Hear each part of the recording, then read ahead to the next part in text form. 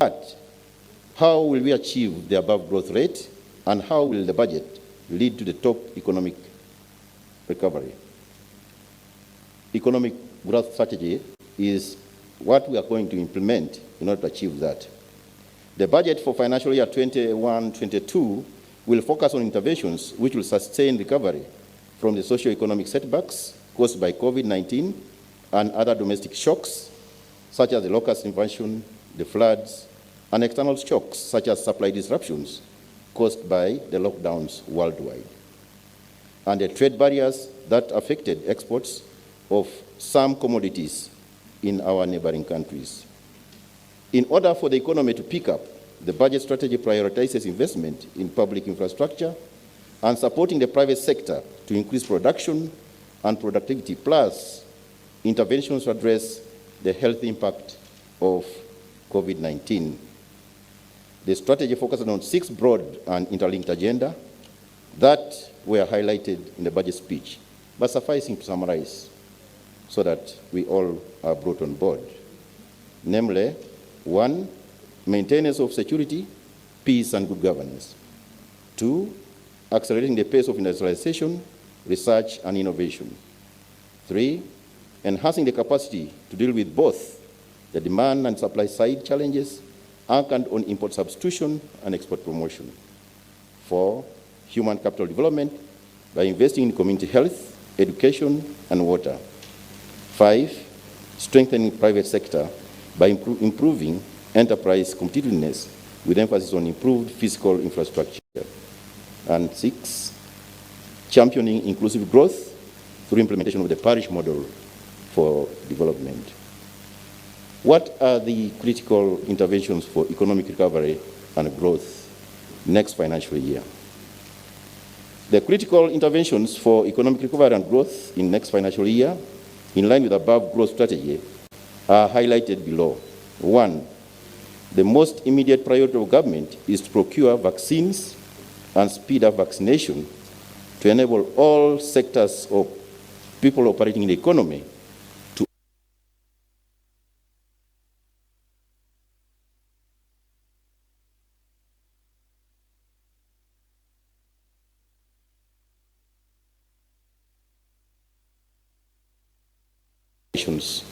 to resume. The government intends to immunize at least 22 million Ugandans before fully opening up. Continued support to medium, small, and medium enterprises will be critical for spurring production of jobs. That's the second anchor on recovery of the economy. Government will therefore extend the credit relief and liquidity assistance measures, and most importantly, create an SME recovery fund with clear guidelines for eligibility and access by earmarking part of the UDB fund for SME to support SME in distress. 3, safeguarding against poverty vulnerability. The parish development model will be critical in supporting local economic development initiatives through financing of viable parish-specific enterprises that offer local solutions and provide opportunities for both self and wage employment at the parish, targeting the 39% household in subsistence economy to lift them to money economy. This will translate into an increase in both household incomes and aggregate demand. It will require certainly high-level organizations or mobilization of the people in the parishes to engage in enterprises that they best understand, assisted by the 7 pillars of the parish model. 4, harnessing the growth opportunities. Taking the FDI for oil and gas-related infrastructure development will spur investments in the economy, including FDIs themselves, both direct and indirect jobs, local enterprise growth, including forward and backward linkages to agriculture, tourism, and the development of petrochemical industries. 2, export market opportunities, as provided in the Africa Continental Free Trade Area and infrastructure development, including, among others, the linkage with DRC to provide evacuation of the badly required output from Uganda into that huge market, among others. 3, the COVID-19 silver lining for local enterprise development, which will open up avenues for further manufacture of items within, increased funding for UDB, agricultural credit facility at the Bank of Uganda, the UDC as an anchor for shareholding of government in quite a number of enterprises, to provide cheap credit and import substitution in production, therefore filling up the local demand vacuum created by COVID-19 supply disruptions.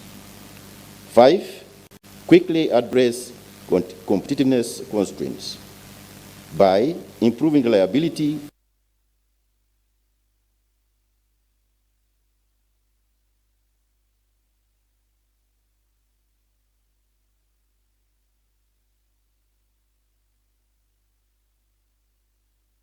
avail affordable long-term credit for private sector investments. Let me touch on the topical issue which is becoming very, very serious in the public debate.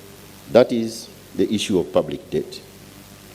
Whereas public debt is projected to rise to 51.9% of GDP next financial year on account of borrowing for key infrastructure projects, especially in transport and oil and gas sectors, it is projected to decline thereafter on account of increased domestic revenue as government implements the domestic revenue mobilization strategy. And we shall be able to discuss this in detail as we go on.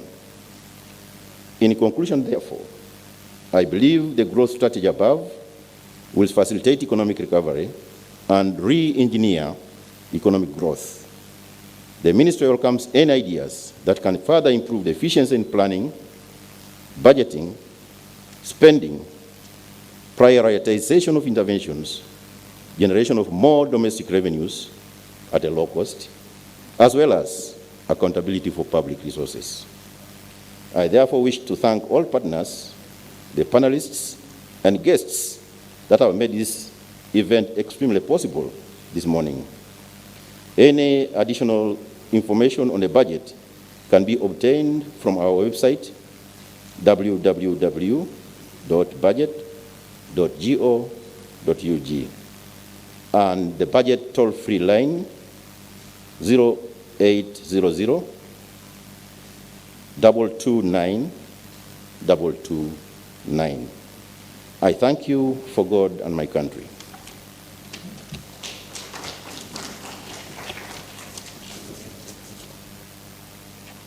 Thank you very much, Mr. Patrick Ochailab, Acting PS, Ministry of Finance. Thank you very much for your speech. And we will be having Mr. Ochailab with us on the panel as we continue to take a deep dive into the budget. If you've just joined us, we're coming to you live from the UBOS Conference Hall here in the capital, Kampala. And we're discussing the Post-Budget Speech E-Conference 2021, trying to break it down under the theme Industrialization for Inclusive Growth, Employment, and Wealth Creation. We are live on different TV stations across the country, live on NBS TV, we are live on NTV, we are live on BBS, we are live on UBC, we are live on Smart 24, and we are also live on Salt TV, as well as URA TV. We would love you to be part of the conversation on Twitter. We'll be able to get your views, and on Facebook, and we will put these very serious concerns and issues and contributions to our panel. Right now we're going into a discussion for our first panel, and I want to invite Mr. Patrick Ochailab, who is the Acting PS, to please take your seat, sir. We will be breaking it down how you are going to help us and the economy to recover. You're sitting in a very big chair, sir, and you and I have interfaced before on some of these issues. So I'm really happy that you are here, and we are going to help break down this budget to the tiniest core. I want to invite Mr. Michael Atingi Ego, who is the Deputy Governor for Bank of Uganda, to please come and take your seat. And Bank of Uganda was very, very instrumental in stabilizing the economy while we were going through that wave during the COVID-19 pandemic, at the thick of it. We will look at how Uganda's financial and monetary policies helped the economy to recover, or are still helping the economy to recover. We want also to welcome the Executive Director of Csbag, Mr. Julius Mukunda, to also come in. Julius and Csbag have really been instrumental in the budgeting process, and they've given their honest views and opinions on the budget for every financial year. And they can be the independent eye that can actually put some context to many of the issues that we're going to raise today.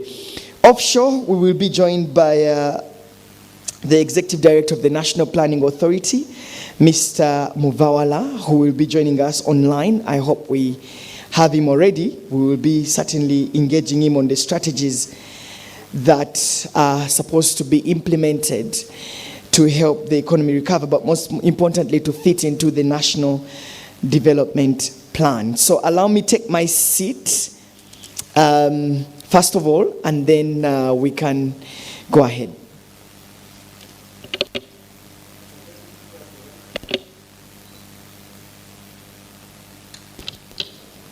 Okay, gentlemen, thank you once again for coming this morning. You'll allow me, first of all, give another opportunity to the PS, first of all, to set the agenda. You know, this budget is more program-based rather than sector-based. I thought that we could start on that note, because there are very many people who previously were used of, you know, the Minister of Finance saying that we have allocated this chunk to this ministry. We have allocated this chunk to this ministry. But it's more of program-based. And you should, this morning I was talking to one of the journalists. I told him, what do you think about the program-based budget as compared to the sector-based budget? And there were mixed reactions there. But first of all, I want you to help us understand. Let's get the bare minimum right. Why did the Ministry of Finance and government at large decide to go with a program-based budget as opposed to the sector-based budget? Thank you very much, Moderator, for that very clear question. The sector-based or ministry-based allocations in the past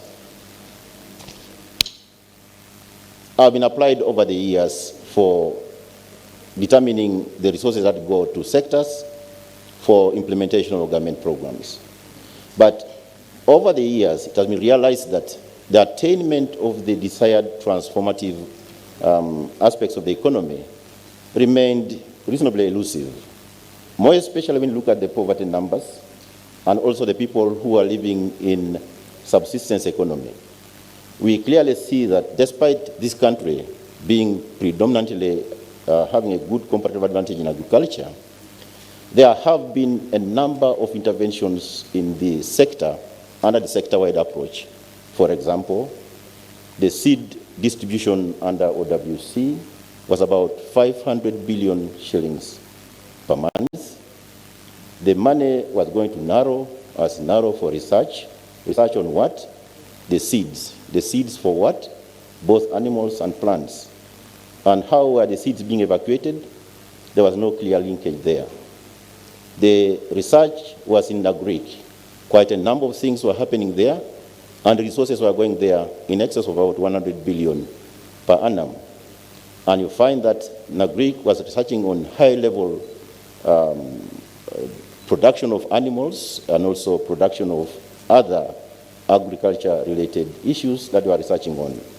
All these were producing scientific information, high-quality seeds, high-quality breeds of animals, but somehow the linkage within the sector to deliver on transformation of the livelihood at the household level of high-yielding seeds, high-yielding animals, was difficult to come by because they were operating, each of them in silos, delivering standalone mandates and so on and so forth, without a correlation that would otherwise bring the totality of the development that's required. That's a transformative approach to the livelihood at a household level. On realization of that, and as NDP 3 was being formulated, it was then agreed that, no, let's put together all these sectors which are having a common objective of transforming, say, the lives of people under the agro-industrialization anchor, improving productivity and agro-industrialization. That then links up the various players in the sectors to truly work together, not in silos, and create the change that we want in the program to deliver on the result that we want at the end of NDP 3.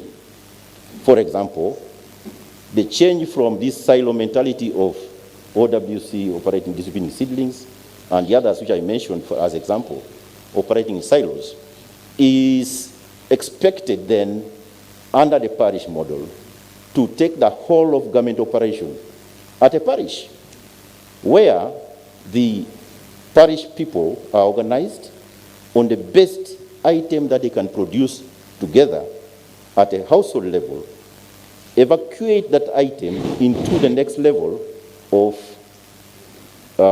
agro-processing. You are now linking agriculture output to industry at the next level.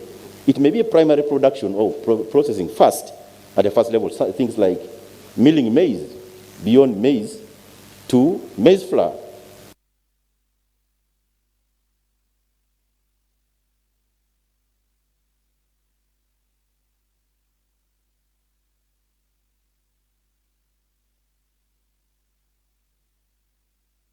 Carrying maize individually to respective markets, or having people drive all the way from neighboring countries or even within Uganda to buy the whole of gardens before you harvest, and then you don't get even a good price at that point in time. So organization under a program approach to make, under the parish model approach, will make the production, first of all, consistent with what has been guided in an organized manner.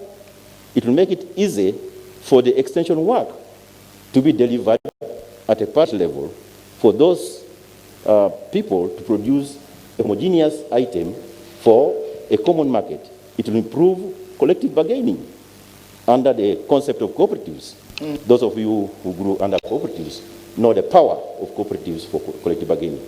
It will also link that output with now our rural electrification program, where the rural growth centers are going to be serviced, or if they're not yet connected, they're going to be connected to electricity for them to do the initial primary processing of those products. Yeah. And so on and so forth. Okay. So a program approach, therefore, is a holistic way in which we want the government to operate, move away from the silo mentality, and deliver on a common program for transformation of society. And it's measurable, it's monitorable, and we can be able to follow through with clear targets, because the NP has gone further to develop the program indicators. Okay. We'll try to get to the parish model in just a bit. Michael, what do you think about this type of budgeting? From your view, program-based budgeting as opposed to sector-based budgeting. Your thoughts on the budgeting process? Thank you very much. Well, I'm not a fiscal economist. I have something to say. Certainly, I think the idea of operating in silos is not very helpful, because you find that you might be addressing an issue in one sector and you get some success in that sector. But to the extent that there are linkages in the economy, if you've not addressed a constraint that explains the delivery of the output from that sector, you could actually end up not realizing your result. Let me give you a very basic example. Suppose the financial institutions extend credit for the growing of maize. You recall, those of you who are old enough, there was what they call the rural farmer scheme that was undertaken by UCB. These guys gave a lot of money, and there was a bumper harvest of maize, but they had nowhere to market it. So what happened? These guys end up with maize in their granaries. The UCB credit officers went to demand for the loan. They said, look, we can't market. If you want, take the maize, right? A more recent case is we had good weather last year. We harvested a good amount of maize. But we can't export the maize to Kenya because of the standards are not being met. So how do you ensure there is coordination in delivering of some objectives? So I think a program-based approach, in my view, tries to identify where all the weaknesses are and address those things so that from point A to Z, you have a smooth flow in delivering the objectives. So I think I agree with the PS in the adoption of a program rather than sector-based allocation. Okay, great. Julius, issues around accountability under such an approach, but let me just get your thoughts, overall thoughts around the program's-based budgeting rather than the sector-based budgeting. Yes, I think so. I think, like the governor said, budgeting in isolation really is wastage of resources.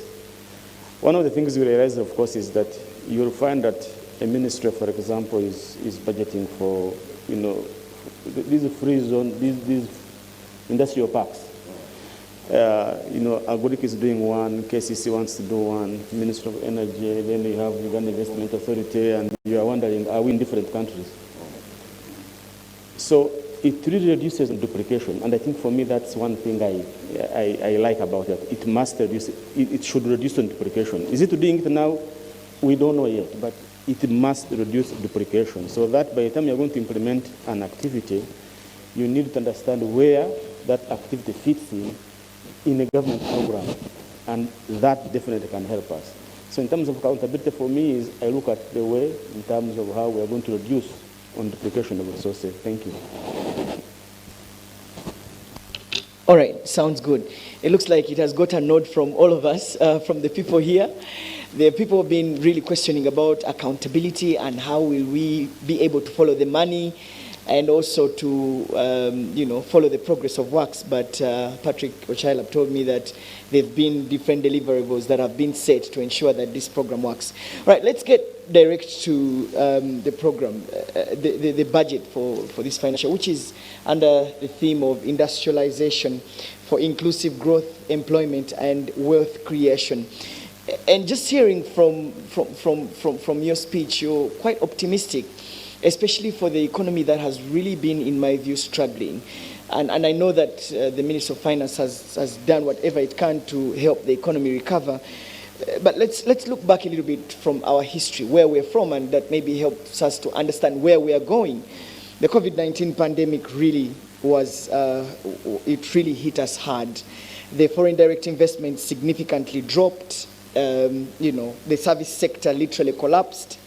The retail, wholesalers, people into the accommodation, food business, everything went to its lowest. They sacked people off their job. In fact, according to the Ministry of Finance, they say about only 10% in SMEs were able to reopen until October 2020, when 93% of them were asked to come back to work. So we come from a background of an economy that has really been struggling. The tourism sector badly hit. The transport sector at that time was badly hit. And the second wave is coming.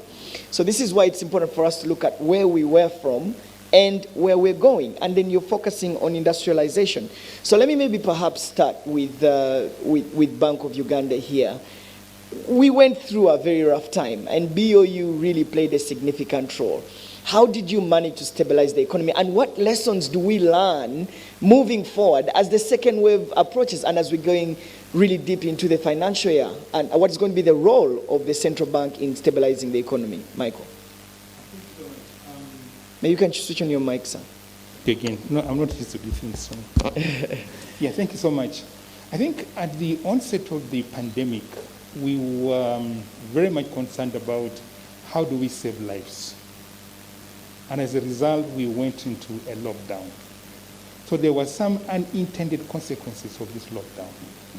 The lockdown, as a result of the movement, the restrictions in the movement and the disruption of the supply chains, resulted into weakened economic activity. And that weakened economic activity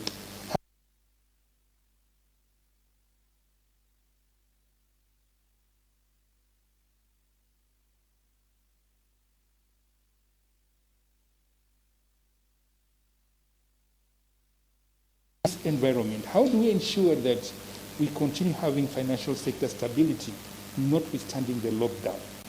So as a result, the central bank put in place some measures to deal with the recovery of the, or to maintain some activity in the economy while ensuring that the financial sector remains stable.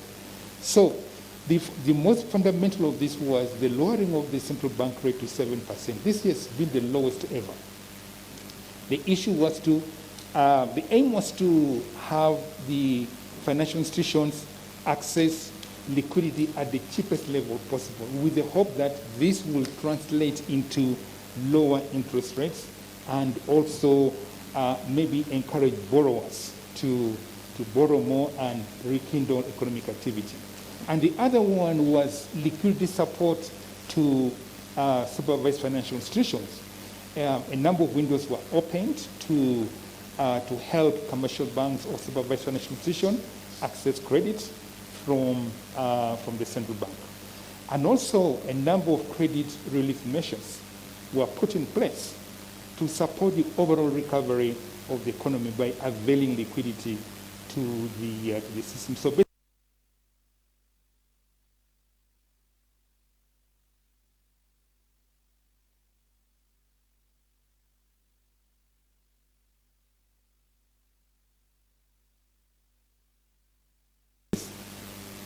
I think overall, there has been recovery, but it's uneven, and going forward, it is uncertain because it's dependent on the extent to which economic recovery is going to go forward.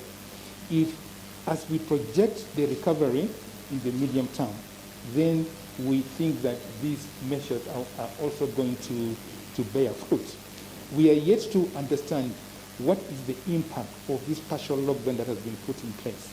And is it going to be over after 42 days? Or are we going to extend it? There's all this uncertainty, and that is in to what happens to the economic recovery. But let me briefly go to the outcome of this. When you look at inflation, inflation has been benign. It's been low for a number of reasons. The capacity of people to buy, to purchase, has been limited. Even if you got money today, since you do not know what tomorrow is going to bring, you are likely to keep in your pockets or in your bank account, waiting for that rainy day. So your spending habits are kind of like constrained. So aggregate demand has been weakened, all right?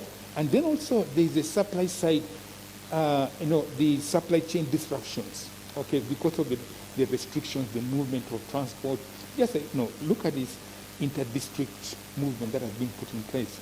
For you now to move, a ball, a saw from Wakiso to my home district in Soroti, it is really constraining, all right? So all those supply chain disruptions also affected it. Now, to build on the aspect of weekend demand, you find that Ubos will tell you that the producer price index, inflation has gone up, but the consumer price index inflation has not risen as much. Because of the supply side disruptions, your producer prices have gone up. But because of the weekend demand, people are not purchasing these goods. Goods prices have gone up, so that has constrained the ability. Then finally, on the impact of commercial banks, at the beginning of the lockdown, on a monthly basis, banks were asking for 600 billion shillings of restructuring. This is now down. That was in March 2020. In March 2021, the applications for restructuring are only 60 billion. That's a reduction of 90%. And that shows you that the economy has kind of like begun to recover, and then so the capacity to repay the loans has improved, and then also the capacity of the supervised financial institutions to rehabilitate the loans has improved. Now, who are these guys who are still asking for restructuring? These are the sectors that have been badly hit by COVID-19 and whose recovery is prolonged. It's mainly education, tourism, and other hospitality industries. So that's what I'm thinking, that maybe we need to think of a program. How do we target these sectors, recovery of these sectors? Because it is affecting the economy in terms of education, in terms of tourism and what have you. So I don't know, the PSST, you might have to think of some fiscal measures. And listen, Michael, I agree with you entirely. Whereas, and this is where it's all coming